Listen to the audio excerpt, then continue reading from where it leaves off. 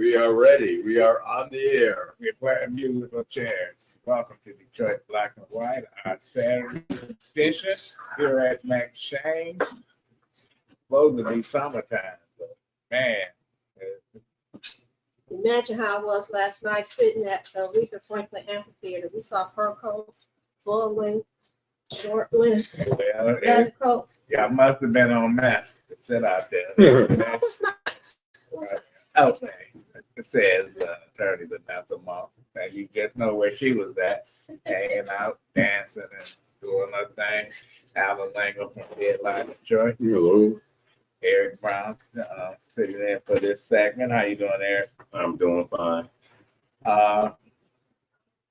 Outrage of the week. I'll go to you, Eric.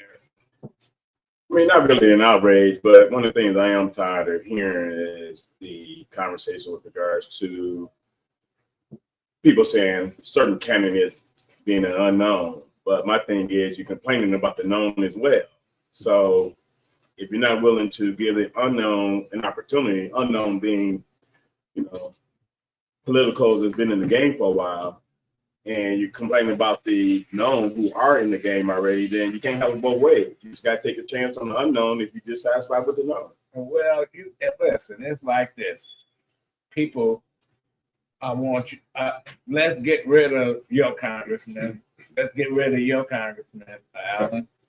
What about my guy? Oh, he's the rascal I know. Right. Right. And listen, I ain't getting rid of the devil I don't know. and usually that's the one that's worse than all of them. You and I have the same congressman, Sri Thanagar. He's a piece of garbage. Allan, you're outraged. I have two. I'll try to consolidate as quickly as possible. One is CBS News is talking about settling the lawsuit with Trump. Has like a $50 billion lawsuit suing them because he didn't like the editing process. He challenging the editing process on an interview with Kamala Harris. So CBS is talking about settling it because they have a merger that's pending. They want to have Paramount as a merger with, I think, Skydance, and they want to give him the money, even though it's a frivolous lawsuit. And so, Bernie Sanders has reached out to CBS and said, this is a bribe. You guys are, we're going to investigate you for bribing the president if you settle this case. It's frivolous. So the other one real quickly is Ed Martin, the former interim U.S. attorney in D.C., couldn't get confirmed because even Republicans were concerned about it. Now he is the pardon attorney for the justice system, and he wants to look into the two people who were convicted federally and are serving time in the Whitmer kidnapping case. And he goes, on the pardon front, we can't leave these guys behind. In my opinion, these are victims just like January 6th. Well, that should tell you something, that if you commit a crime, you need to go the federal route, because you can bank on the president or his cronies to get you off. But the CBS lawsuit, they covered that already, if I'm not mistaken, didn't they, Allan? No. Vanessa. Oh, well, I don't even know if it's an outrage. I just think it, listen, I know I do criminal defense, but criminals are dumb. This ex-school teacher, some of them, this ex-school teacher for the Highland Park school system taught at George Washington Carver, right? Charter school.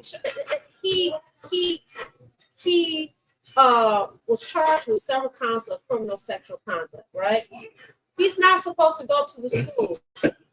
He went up there? Goes to the school in disguise, like an elderly person. A sex toy falls out of it. Was it his bag? Yeah. A sex toy fall out of his bag, right? And you wonder why. When I tell you it's not outrageous, it is beyond ridiculous. This guy, of course, then was arrested, again. But, the parents recognized him. He had a wig on and all this stuff. I'm like, did he show any signs of mental illness prior to this? Because something had to be going on with this guy. You're the defense attorney. That's going to be his defense now. You just gave him defense. The fact that he thought it was okay, you're not supposed to be here, sir. You're not supposed to be around children, okay? And you come in there in a disguise and you had your sex toys? Wow. Man, that's crazy. I ain't gonna say That's it's a crazy outrageous. story. It's crazy. Wow. And you know what though? Let me say this.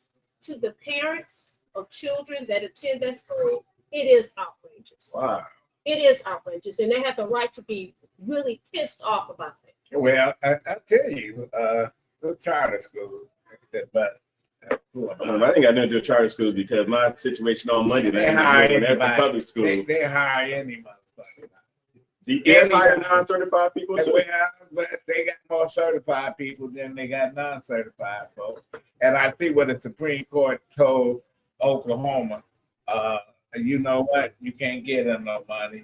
You can't take state money and give it to charter school because that's the route they go. No, the Supreme Court case you can't give. They block giving funds to a religious charter school. Yeah. You know, well, once you open up the can of worms, they're gonna be making folks to order to graduate. You're gonna have to know the Bible. I gotta say one thing on that. The most heartening thing about that 4-4 decision was that Amy Coney Barrett recused herself. She had the ethics to recuse herself because I think she knew some people involved in the case, Notre Dame. which we would have never seen the recusal of Clarence Thomas or Alito in the case. So with that being said, it was 4-4. So how was the decision made? Because it was a tie. Well, it's a tie. It goes back Tie to goes the back to the- it falls They back to say the the tie original. goes to the right. Oh, okay. So that's, you know, you get a pass on That's that. okay. So I learned it. It'll come back one way or another, but we'll see. Well, man, it's just the debate, not outrage. I already know y'all already. What's your outrage? Is it to ask who the people are hoping if they weren't on the ballot? I just like I thought it wasn't a real debate. You said what? It wasn't a real debate. Okay. Well, they kept promoting it as a debate, yeah. and then they said, And this it's is not not a a debate. And they said, no, this is a debate. And they said, no, there's no opening statements. We're not going to let people pontificate. We're going to Can't control use notes. this. Yeah. It was, they were trying to get to a debate phase, but Well, if you ever been to a debate, the debate has certain rules and regulations. You make opening statement, and you just can't bullshit your audience. You got to come in. If they say what's your agenda as a newly elected mayor, you got to really lay out something, not pie in the sky. I'm gonna get 500,000 new units of affordable housing, and Bill Gates coming in, he gonna write a check for $1 billion, $2 billion, that kind of thing. No, you gotta come up with some concrete plan. Right. And I think at this point, that so-called debate, it's more focused on who was doing all the asking of the questions than who is running for mayor. And So so, did you watch? You watch the whole thing? No, Okay, I did. I watched it last night. After I got in from the concert, I watched the whole thing. I thought it was very interesting. The audience, there was a criticism about the audience and how unruly they were, that kind of thing. But as I told somebody this morning, listen, people are upset. If you live in a neighborhood and you feel like the police are coming, or you go to a city council meeting and the city council members out there, or it's been canceled, or you have to make an appointment to go see someone about your business, your water bill, or something like that. Listen, people are acting out. That's the reality. That's the reality of the situation. So, I'm not trying to excuse anybody's behavior. What I'm trying to do is say, listen, you have to understand what people are. There's been a picture painted as this wonderful downtown. 3 of us on this panel live downtown or midtown, but all 3 of us go in the neighborhoods. All 3 of us see what's going on in the neighborhoods. All 3 of us talk to people in the community. And so I understand why people, they were acting out. And so I just think that we need to relax and not be really pissed off or not even say pissed off. We should be cautious about criticizing people about the way call it for what it is. If it's a shit show, say it's a shit show. Listen, I can't get mad with the former anchor person at Fox 2, Hugh Perkins, came up with Let It Rip, right. And it was a shit show, Exactly. and it was entertaining. And I remember people arguing. I was on there one time arguing, etc. And somebody say, "This is a circus," and Hugh Perkins say, "And I'm the ring master." Yeah, I remember that. Yeah. Hey, he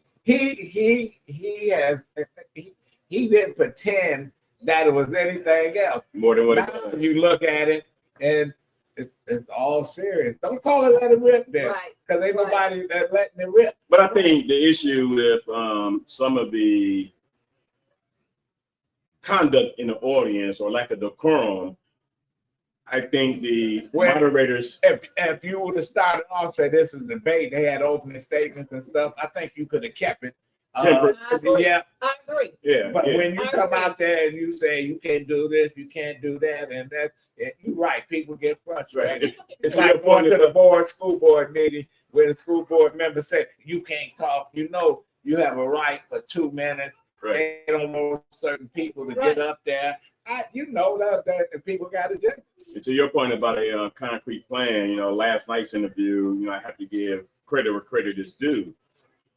That was the best plan I heard on the state of education going forward of any candidate has been before this podcast. The comments from Pastor Kinlock, because not many people really thought about it. I think they speak on the cuff. He has had time to really look into that question about education in the city of Detroit. He came across with a very concrete plan, in my opinion. Okay. Yeah. I think one of the frustrating things for a lot of people during these debates and even during some of the interviews, because of the limited time, is that we have a lot of generalities of, well, I'm going to make the city safer and I'm going to make it better. Well, how are you going to do that? Well, we're going to add more housing, or we're going to generate more revenue. Well, how are you going to do that? I mean, we're not seeing enough, and maybe they just don't have the time with these platforms that we have. But we'd like to see, like, here's what I'm going to do. Here's my 5-point plan for crime. Here's my plans to generate more revenue. I tend to think, the question came up during the debate.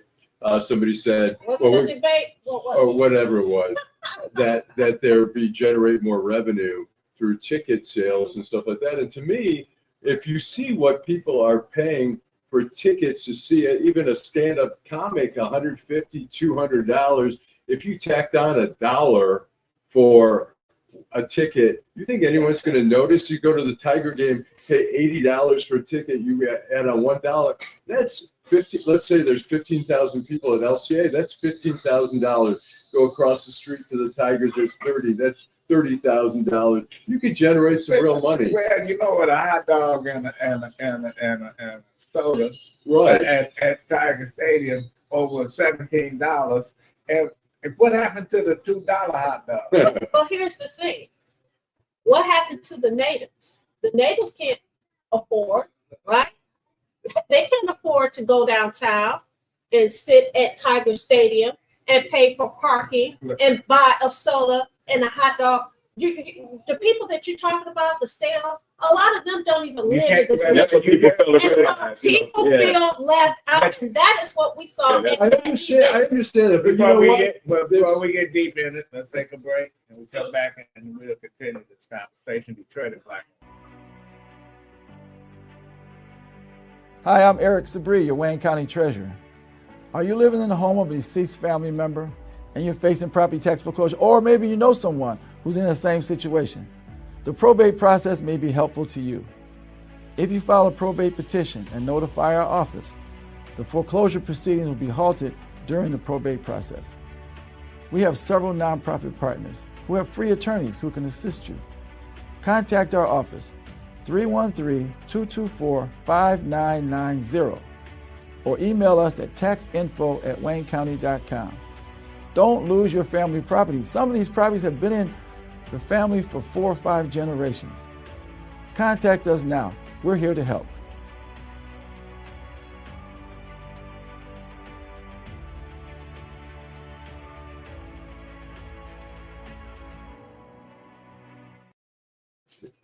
Hey, we are back here and we've got James Harris, and he is the Chief of Community Relationships for the Detroit Fire Department, and he's running for Detroit City Council at large. Why? Why are you running? You want the long version or the short How version? about let's start with the short and we'll. Okay, went to elementary school on Davison and Roseline, Cordes Elementary School. And one of our career days, councilman by the name of Clyde Cleveland came. And he spoke to our class. He told us about the legislative branch of city government and the way he commanded the room and made us feel like we were a part of it. We had a voice and an ear. And reading the paper about a couple weeks later, because I was always instructed to read the paper as a kid, who do I see in the paper? Clyde Cleveland. I'm like, man, okay. So riding my bike later that summer, I'm on Oakland Boulevard. For those of you who don't know, Oakland Boulevard has some of the best looking and nice homes in the city of Detroit. Kid, they really look bigger. Man, these are mansions. So a gentleman by the name of Richard Austin lived on Oakland.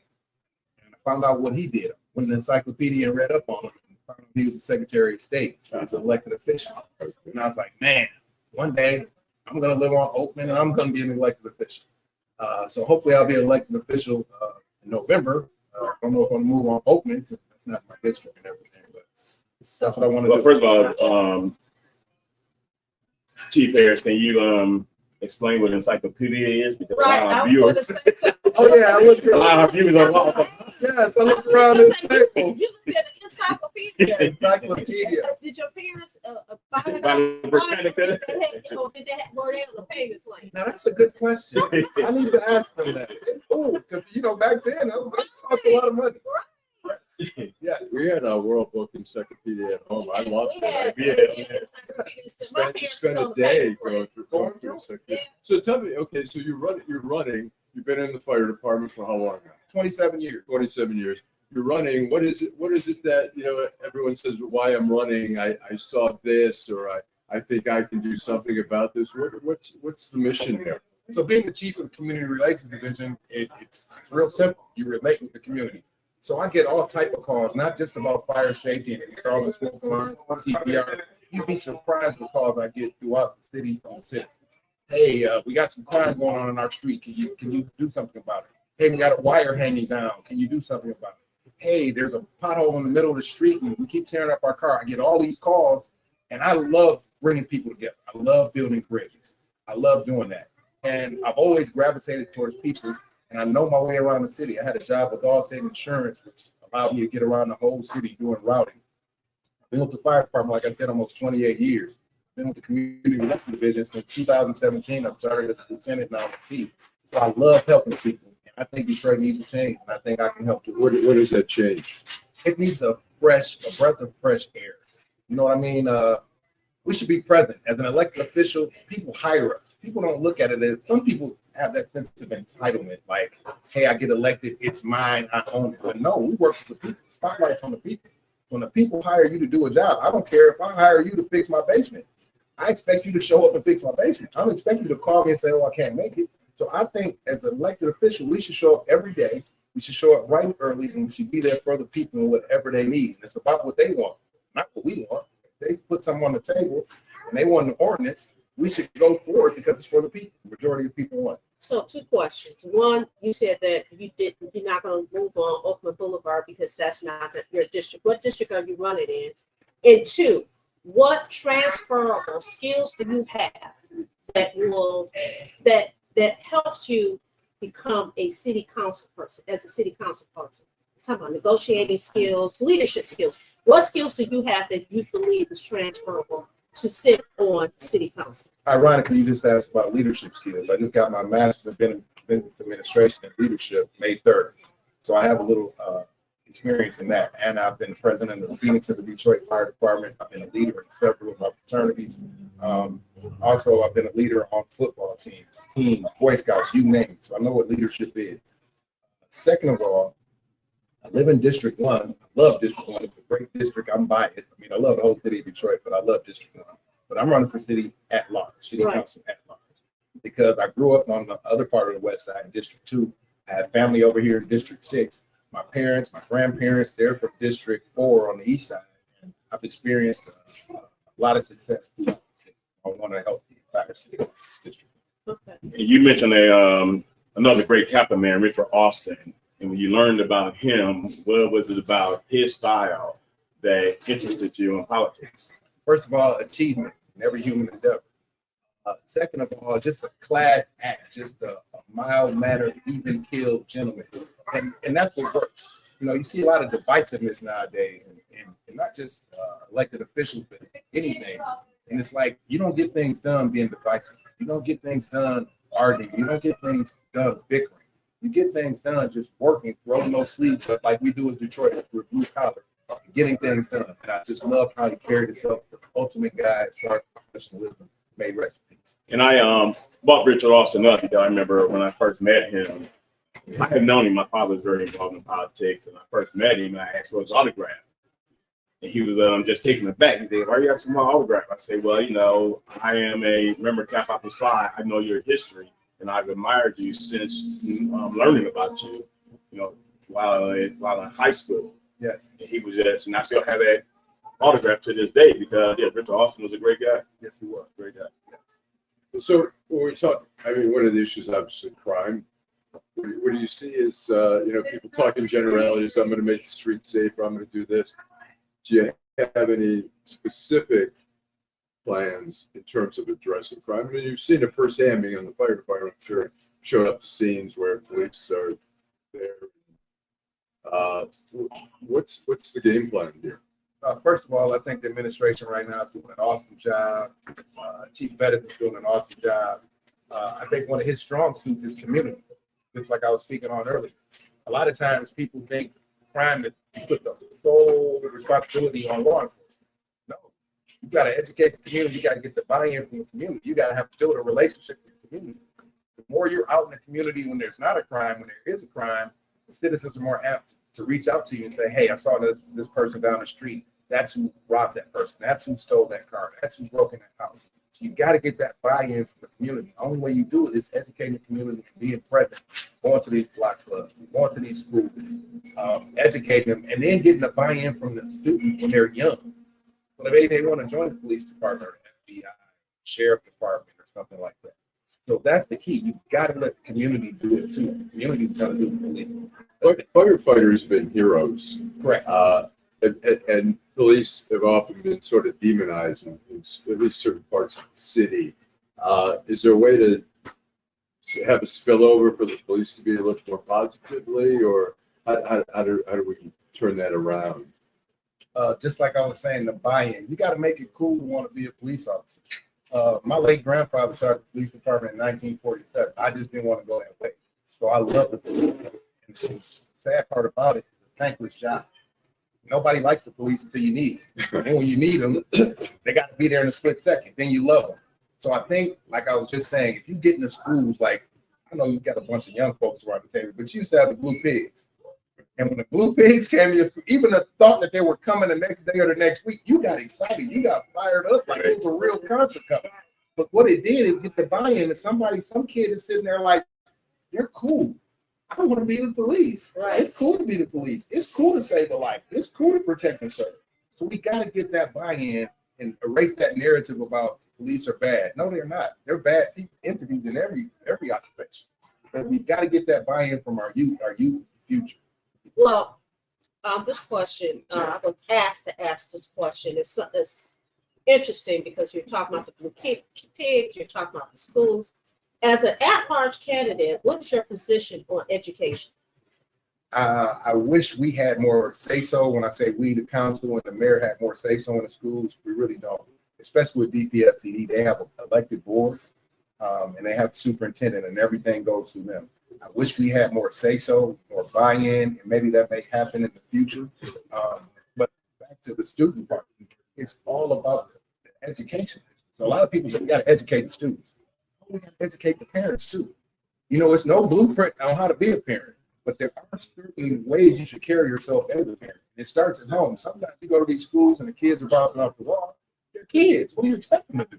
But they need some kind of structure with their parents at home. If the parents don't get that structure piece, that respect piece, that, hey, there are rules and regulations that you have to go by, it's going to be chaos. So if there's some kind of thing we can set up where we have a parent academy, we go online and we talk to the parents, you know, not force it down their throat, but kind of have a cool setting, maybe at a park or something, a rec center, and talk to them and educate them on how to be better parents. Let me ask you this though. As a city council member, do you think that you could use your position as leverage to work with the Detroit public school system? Listen, Yes. they know, because listen, they watch Detroit Black and White. We're going to give a shout out to everybody that's watching, but they know that education has been a huge conversation around people who are running for mayor as well as running for council. Something has to be done. Right. You can't have a world-class city if you don't have a world-class education system. So my question to you as a leader in the community, as a member of council at large, what do you think that you can do in your platform as a city council? I think we can have a committee with the council and the school board, sit down and bounce some ideas around and come to an agreement on what's best for the students, what's best for the city, what's best for the community. Because when we're out here recruiting, and I use this word strongly, we're recruiting. We always should be pumping up Detroit. You want people to move in from other cities and other states to come here and move and live and start a family. And it's hard to start a family if you don't believe in education. Let me. I was gonna let me read. Well, let me go with this first. Sure. Go ahead. Go ahead. So I received this letter the other day. Someone was a guest at one of the DPS schools on Wednesday. This is what they wrote to the school. And I won't mention the school. I won't even mention the teacher that passed this along to me. Unfortunately, I did not have a positive experience covering your classroom, your 6th grade ELA classroom today. They were terrible. I can emphatically say I will not be returning to this school. On a positive note, the staff members were helpful. That is a sad testament to what's going on in these schools. And it has to change because you mentioned a key point. It's not just about the kids, it's the parents. We can blame the teachers all day long, but the shit starts at home. And I do know that, you know, when I give speeches on education, I use the Martin Luther King quote about being able to lift asking a bootless person to lift themselves up by the bootstraps. Well, the problem is 30, 35 years ago, that's when education changed in Detroit. So the problem is you can't ask an uneducated person to be at home trying to educate their kids because they don't have the skills. So your parent academy is spot on because it starts at home. These kids come to school emulating what they see at home. That's it. And I feel bad. I wish I could talk to that person because we can't give up. And a lot of times we forget as adults what we did as kids. Maybe we didn't do the same mischievous things these kids are doing nowadays, but we did something mischievous. Right. And if we didn't have structure, if we just got to run the house by ourselves in the 5th grade, we'd have been bouncing off the walls. You know, we'd have WrestleMania in the living room, tearing up furniture and everything. You did have WrestleMania in the living room? I did. I hope my parents are watching. I did. My cousin and I, yeah, we do a whole Hulk Hogan routine. Yeah. But back to the education piece, the parents have got to educate them. But we can't give up. Like that person said, they're not coming back. The staff was great. The staff's hands are tied. You know what I mean? You can't paddle the kids anymore. What are you going to do? And if there was a law where you could paddle the kids now, imagine paddling a kid and that kid go home and tell their parents they got paddled. Essentially, you bring that up. Essentially, bring that up because with the mentorship group I'm a part of, I had to get certain certification. One of the certifications is how to deal with an upset parent. To your point, the kids and the parents have all the power. You can't even look at a kid wrong. You cannot go back and forth with the parents engaging in animus behavior. You will get fired from your job. That's it. But the key things are professionalism and respect. And if you have those, a lot of these issues can be worked out. But it starts with respect. All right, I have a question from a viewer here. I can find it now. G Money Hollywood. G Money Hollywood. Oh, here it is. Okay. Why, after 27 years of being in a different career, you feel you can run a city of this magnitude? Besides being eligible for a possible retirement soon, would you be running for the seat if it paid $80,000? What is it paying now? 100? Are they paying That's 100? funny. I'm gonna do my homework and research. Clearly, I'm not. Paid 100 yet. Yeah, I'm not doing it for a check. If I was doing something for a check, I'd be trying out for the Lions. I'd be on stage rapping. I'm not doing it for a check. I'm not a firefighter because for the check. I love what I do. I love helping people. And I don't care what your ethnicity, I don't care what your economic class, I don't care where you're from. Everybody wants to be safe. Bless you. So the number one thing on my platform is public safety, public safety, public safety. You want the EMS to come on time, you want the fire truck to come on time, and you want the police to show up and show out on time. So everybody deserves that key. It's not a privilege, it's a right to be safe in your city. So public safety is huge. Time for commercial, and we'll be back with James Harris running for City Council at large seat. Hi, I'm Eric Sabri, your Wayne County Treasurer. If you're living in the home of a deceased family member and you're facing property tax foreclosure, the probate process can be helpful to you. If you file a probate petition and notify our office, the foreclosure proceedings will be halted during the probate process. Contact us at 313-224-5990 or email us at taxinfo@waynecounty.com. We're here to help.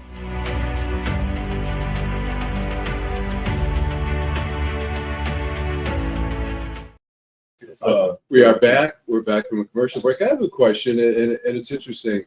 Look, Detroit is 76% black, I think, and there's others. We almost never hear anything about the other groups. I mean, look, obviously, the majority is the most important, but in Southwest Detroit, we have a considerable Hispanic. In Bangalore, we have Bangladeshis. We have on the east side or the west side of the city, we have Yemenis, and Yes. And we don't. I wonder sometimes if those people feel like there's never any talk about that. Is that something that you, as at large, you've got the whole city? What have you reached out to any of those groups? Correct. That's one of the reasons I'm running at large. I have huge relationships over my Middle Eastern family, my Hispanic family over in District 6. Like I said, my Middle Eastern family over in District 7. We do a lot together in the community. And I feel personally they don't have the voice they need. A lot of times we forget about Southwest Detroit. We forget about that border over there in Warren and Southfield, Evergreen area. And I think they need to be involved, and their voice needs to be heard just as much as everybody else. This should be one big melting pot. Nobody should get preferential treatment. Everybody should be treated equally. Like we tell the new recruits when they come on the fire department, every citizen in the city of Detroit is right here. They're a king and a queen. We don't care if they're a billionaire. We don't care if they just got their first job at McDonald's and they're trying to make it. We treat them right here. We put them up here. And that should be the same with every ethnicity in the city. And if you were on council, no longer in the fire department, are there things in the fire department that, as a council member, would say, well, now that I'm on council, we've got to do this to change the fire department? Is the response time? Could we still be doing better on response times? You always want improvement, but we're in the tops of the nation in our fire response time as well as our EMS time. It's the first time in the history of the city of Detroit Fire Department. And we started in 1860 when there were horses and wagons. This is the best response time we've had in the history of the city of Detroit Fire Department. So kudos to our administration. And a lot of communities have the elected official, but they also have community task force. I know one of the asks or suggestions in Detroit is to have, maybe one or two student representatives on the city council. Yes. Would you be in support of that? 100%. Somebody asked me a question the other day. How do we get our youth involved? How do we get that 18 to 30-year-old involved? Well, it starts in middle school, it starts in high school. Let them come hang out at KMAC, see what the council does, see what the mayor does, see what the police commissioners do. Let's get them involved, because a lot of times, by the time they're 22, they're like, I don't understand politics. I don't understand the elected officials. It doesn't affect me. But yes, it does. but you have to start them early. So I'm 100% in agreement with having the students be part of it. And they have brought civics back into the classroom. That's a positive. Thank goodness. They need to bring art back. They But need they to need bring to bring music back. back. Writing back too. Yes, sports, music, art, that helps a lot of kids. That's therapy. Well, I think we're going to wrap this up, but I really appreciate it. Good luck. I have one last question. What's your strategy in campaigning? You've got a couple more months to go, knocking on doors, putting out flyers. You've got flyers. Yes, I'm old school. I started working for candidates back when I was like 17. The first job I had was to put yard signs in the lawns. Just put them in the dirt. So I'm old school. Door knocking, shaking hands, meeting people, and listening to people. You learn a lot. Even though I was born and raised in Detroit, you learn a lot just going around to these What are block people clubs. telling you when they say, "Oh, good, you're running for consul. I am sick of this," or what is there a common theme? There you're is. hearing? There is. What is that? They think they trust me. They know I'm going to respond. They know I'm not going to do third. But what responder. are the issues where they say, "Look, I can't go out. I hear Safety. gunfire on my Safety. block," or what That's are you it. hearing? Safety, and a relationship with the police, a relationship with the water department, a relationship with the fire department. People want to feel like they're involved, like they can talk to you, like they can touch you, and that's one of my strong suits. I'm accessible. We're gonna wrap up, but before we wrap up, we have a viewer, and we allow viewers to participate. Par says James Harris just spoke about the blue pigs in the Secretary of State office, so clearly he's been around for a while. However, he has failed to discuss any of the core issues regarding Detroit politics. How you doing, Mr. Parr? Thank you for reaching out. First of all, I'm not a politician. I'm a fire chief. I'm a community guy who loves the city of Detroit. I bleed Detroit. Second of all, I'd be here all day. There's certain specific issues. My number one issue is public safety, like I spoke on that. Number two, I definitely want to reach out and see what we can do about properties, about responsibility with our properties, keeping our properties up, and affordable housing. I think everybody deserves a fair shot. We shouldn't have the highest property taxes in the nation. Our property taxes should be low. I want our smaller businesses to work with our corporations to make sure the neighborhoods are just as nice as downtown and midtown. So those are some of the issues that I would like to work with. All right. Well, All right. Well, thanks. I want to thank you. I'm glad he brought up the property issue. We can talk about that. But thank you so much Thank for you. coming on Detroit Black and White. It's always Thank good to you. see you. I see you Thank you. out all the time. And God bless you. God bless you as well. Thank you. All right. Thank you. Good luck there. Thank you. Let's take a real quick commercial break, and we'll see you around. Hi, I'm Eric Sabri, your Wayne County Treasurer. Are you living in the home of a deceased family member and you're facing property tax foreclosure, or maybe you know someone who's in the same situation?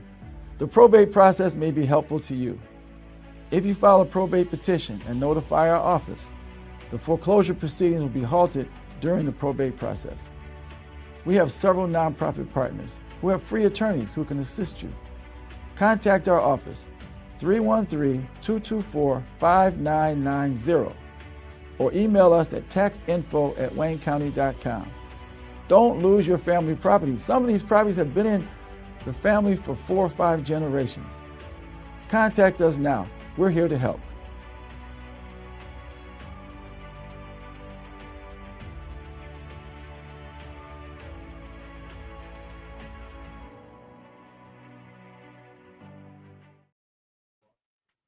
Well, we are back.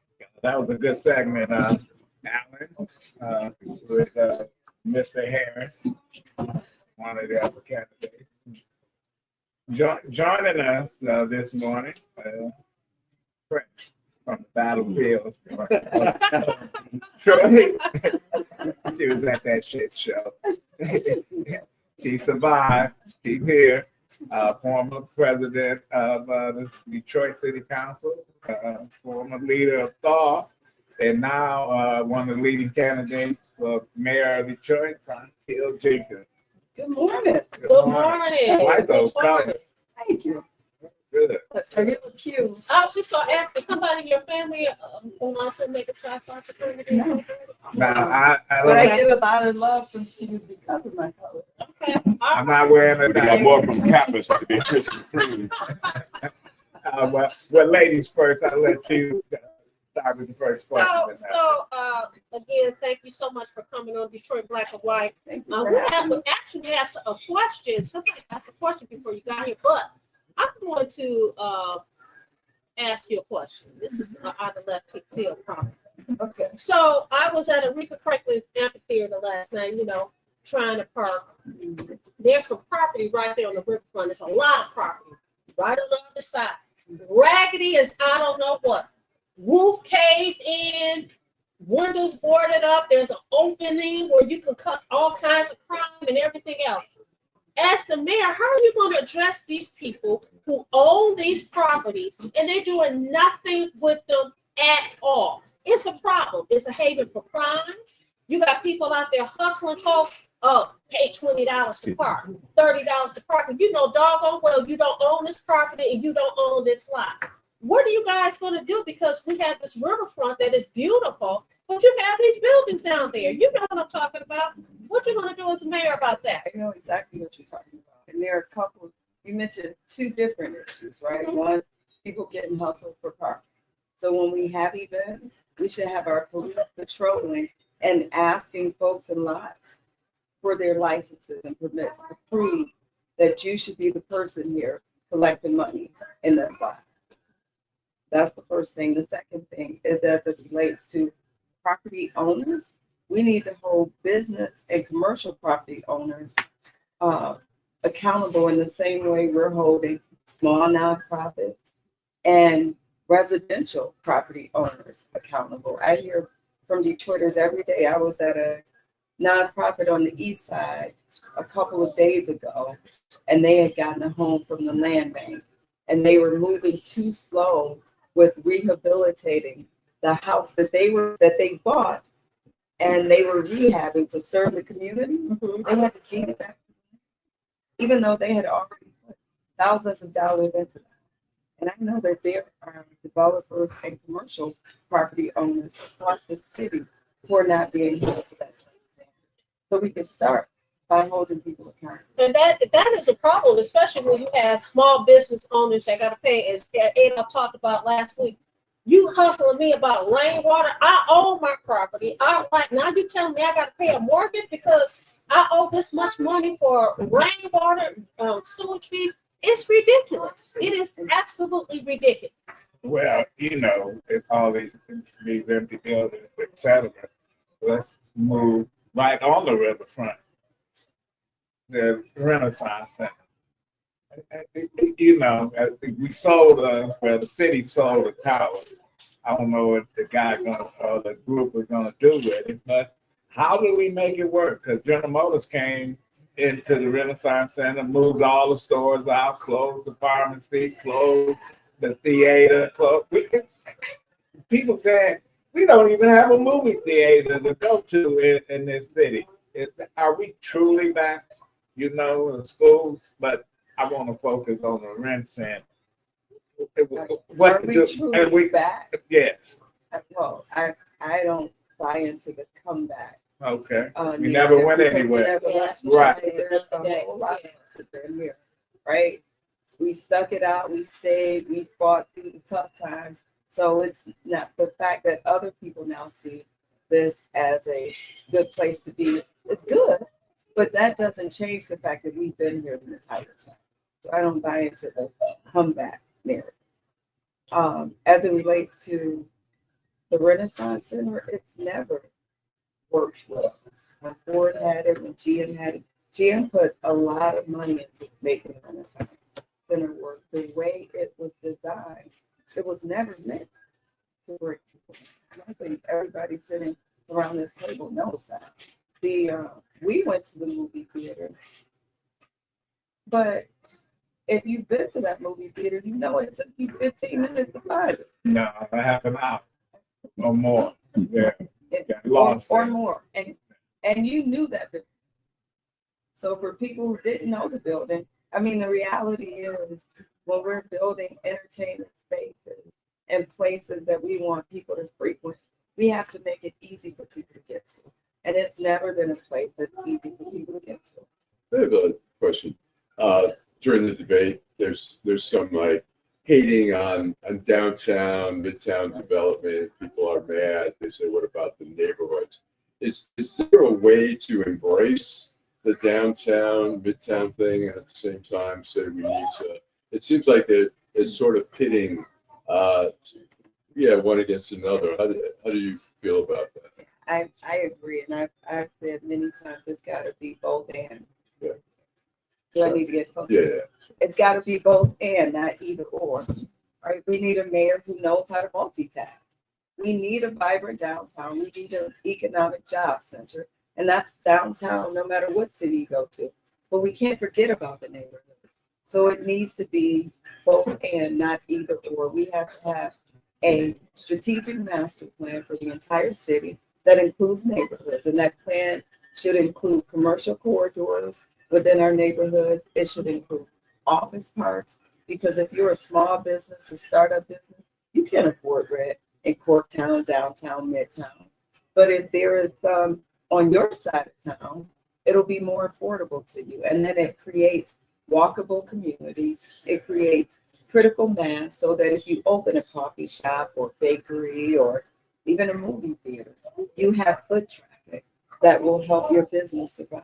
Don't we have a barrier like a property tax that, people say, oh, I can't afford to be here in this city. That's why we offer so many incentives to developers, right? But what we need to do is make sure that we're offering incentives for people to develop in our neighborhood. So once we create this master plan with input from citizens across the city, we should take our plan and say, listen, this is what we want to do in District 1, District 2, District 5. And if you can bring these things, if District 1 wants a movie theater and a coffee shop and a recreation center, and you can come and build that in District 1, we have incentives for you. It used to be that way. It used to be that way. Every community had a theater. Linwood, the Dexter, Grand River, Mercury. Yeah, Right. we don't have, I don't know what we got. We don't have one We don't movie go take that. In Livernois, it's been a successful redevelopment there. Is Park is Livernois, Rosedale Park, is there a template for other parts of the city? Like we see, still parts of Grand River are still desolate. Oakland is still a lot of desolate. Is there a template that fits all, or how do you see that? I don't think there's a template that fits all. There's a process that should fit all, right? One of the reasons that 7 Mile Livernois works is because there's still very dense housing there, right? There's a great mix of income, middle to high income levels, there's lower income levels. So the formula that works is there. We have to take that and then tweak it for other parts of the city. You know what? I have a question, because somebody pointed this out to me a while ago. We have a ombudsman office. The office, the ombudsman position, you're supposed to answer to people in the community. As the mayor, are you going to advocate that the office be somewhere in the neighborhood as opposed to in the city county building? Listen, you can't get to the city county building. You can't. Parking is ridiculous. Walking is ridiculous. But I understand. That's not under that's city council appointed. Am I correct? City council appoints the Yeah. So Yeah, that's I'm talking about the actual physical office. So there are some You things should that the go. mayor and council can do, because the mayor proposes the budget, right? The budget, at the end of the day, is the mayor's budget. Council makes some changes and some tweaks, but usually, in a transformational year, their changes will be about 5% of the entire budget. So it could start with the mayor's office. And one of the things that should be a part of this strategic master plan is that each of the 7 districts has a community hub. And that community hub could include a mini station. The ombudsman's office could have a person in there. City council members could have What a about the district school? person in there. about a neighborhood school. We should never do planning in the city without including education. Shouldn't the mayor be in charge of the school? But I don't think the mayor needs to control the schools to support the schools. So who they answer to? Nobody. It seems like they on a ship out by themselves and they do whatever they want to do. Now, if Beatty was working for any other company and you look at the results over there, he wouldn't be getting raises. He'd be out of the boat. I think it's been a failure the last, I don't know how many years. Beatty's been there for 8 years. 8 years. He hadn't even sent his kids to the school. And it's the first time we've had some consistency in DPS That's sad. since Arthur Johnson was the superintendent. I mean, that's a long time ago. That is. Right? Yeah. So, Yeah. so it's So how do you work with the schools to make them better? partner with the schools. First of all, the mayor can address what I call the social determinants of education. And they're the same as the social determinants now. It's whether or not kids, whether or not they have housing. Right now, there are an estimated 3,000 DPS students who don't even have a place to sleep. So the mayor can help address those issues that enable kids to get to school safely and to have a roof over their heads, to have a safe community for the mayor can address issues that can get employment for their parents, because all those things go to whether it's beautiful. Okay, we're gonna take a quick break. We'll come back and continue this conversation with Saunteel Jenkins. Hi, I'm Eric Sabri, your Wayne County Treasurer. If you're living in a home of a deceased family member and you're facing property tax foreclosure, the probate process can be helpful to you. If you file a probate petition and notify our office, the foreclosure proceedings will be halted during the probate process. Contact us at 313-224-5990 or email us at taxinfo@waynecounty.com. We're here to help.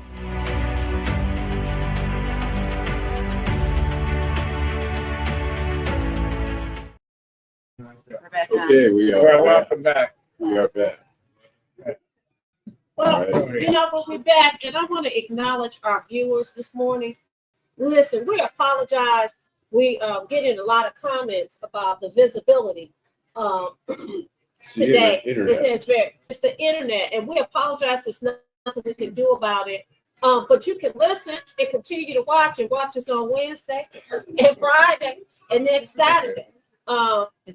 So I want to give a shout out to some of the people that are watching. Willis Barton, G Money Hollywood, Kenneth Powell, Par Org, Joella, Deborah Harris, Deborah Griffin, Karen Winston, Dave, Par Org, Same Day Parlay. He said, "Dog, the video feed is bad." Charles Styles by Miles Clothing Store, Miles. Same day parlay. Miss Harris, you know who's missing this morning? Queen B. She's usually here every Saturday morning. But we want to thank you guys, Bridget Huff, Angela Beatty. We want to thank you guys for watching Detroit Black and White. Again, we apologize for the visibility issue that we have. Listen, we don't know what's going on. We think it's the Wi-Fi. It's the internet. Okay. Sure. So, Saunteel, one of the things that I think is important is for when you're running for office, that people be able to relate to you. And people need to know something about you. Okay, we know that you're the head of thought. We know that you are the city council, but share your story with us. Okay? Okay, share your stories with us, because you talked about safety. Talk about what crime, what issues you have with crime. We know health is an issue. Talk about issues with health. Talk about issues that impact us as women.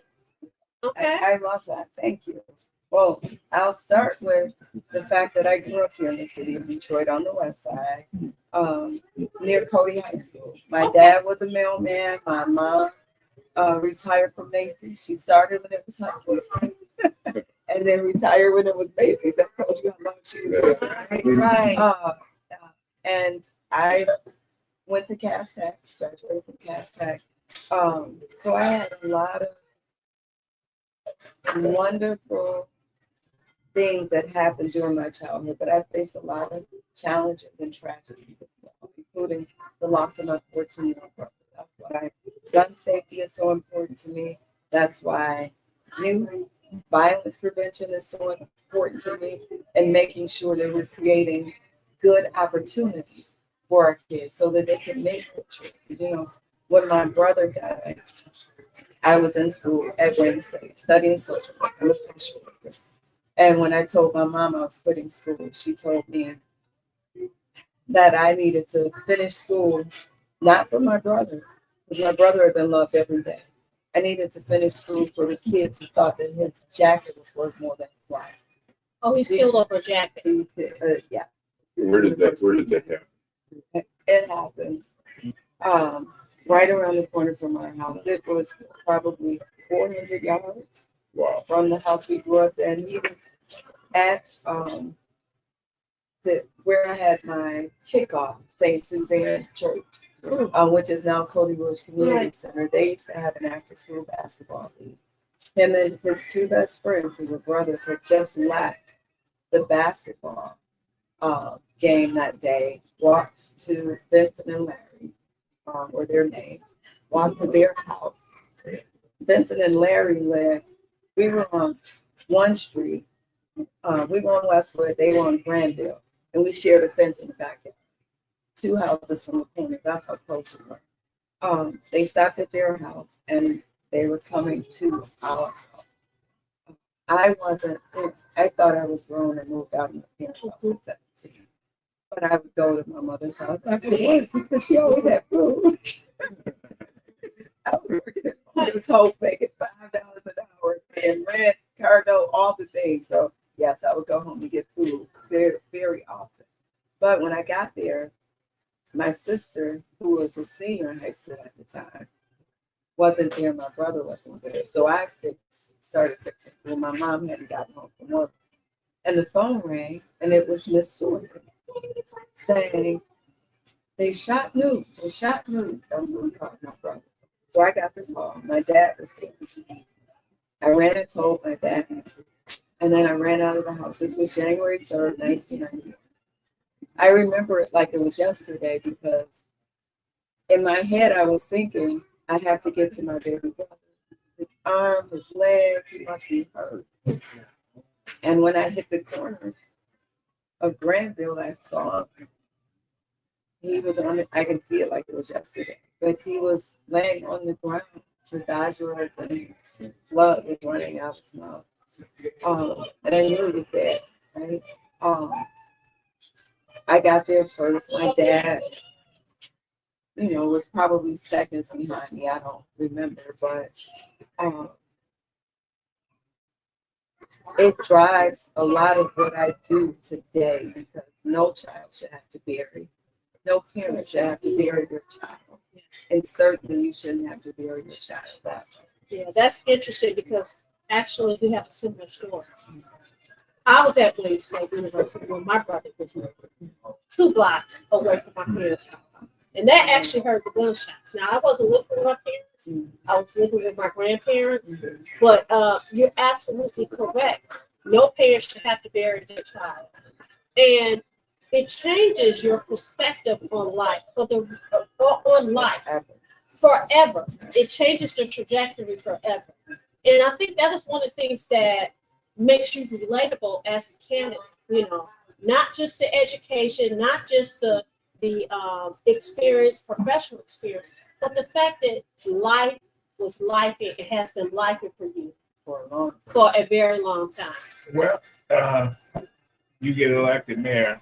What's your first priorities? First thing you're gonna do when you step up on the election? The very first thing that I will do when I step on the 11th floor is a revenue estimate, because we have to understand where we are financially. The second thing that I will do is start that planning process for neighborhoods with the people in the neighborhoods to ensure that what we see happening on 7 Mile and Livernois starts to happen across the city of Detroit. What we see happening right here on Michigan and Trumbull is happening across the city of Detroit. That includes input in the 375 project. Absolutely, it includes input in the 375, I-375 project. But I've been given input in that all along. You know, we live near the I-375 project. My husband is a part of the Rethink I-375 coalition. So we're not just gonna have a sign that say, you know, black people live here. And the billionaires get all the contract money, whatever, and we get a plaque. Not if I'm. You know, later Henderson told me one time at a lunch, she said, we was at a house. He said, you see all these certificates and plaques and stuff in here, it can't feed you. He said, I don't want another one.